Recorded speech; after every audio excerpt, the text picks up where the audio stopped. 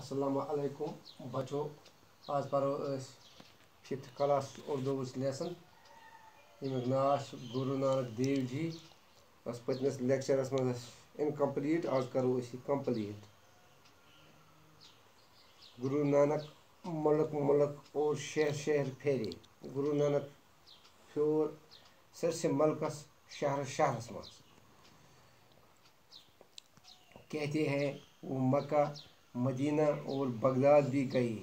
दपा मन गो मक्का ते मदीना ते और बगदाद ते। इस तरह जब इस दुनिया की सफ़र की मदद तमाम हुई और आखिरी सफ़र का वक़्त आया, दपा ये दुनिया सफ़र मदद तमाम गई, आखिरी सफ़र वोत नज़दीक, तो ज़िला गुरदासपुर में आए। पता ज़िला गुरदासपुर मज वही 1539 ईस्वी में 99 साल की उम्र में उनका इंतकाल हुआ।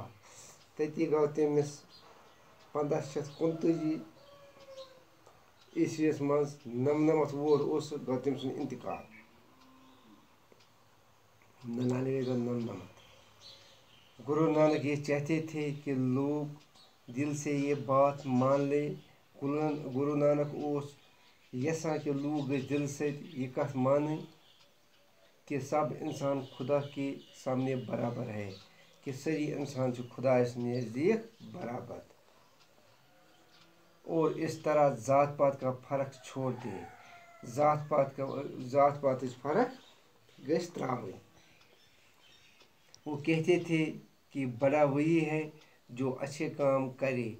सो वना बोड़ गो सुस असल काम करे और दूसरों की खिदमत करे, बगन हज खिदमत करे। पंजाब के किसानों में इनकी ये तालीमात बहुत फैली। पंजाब के किसान ज़मींदार मज फैले अमस ये तालीम ज़बरदस्त, और रफ्ता रफ्ता ये एक मजहब बनती गई। यह सब बना वार वार अख मजहब। इनको मानने वाले सिख कहलाए। इमस मानो वर सिख।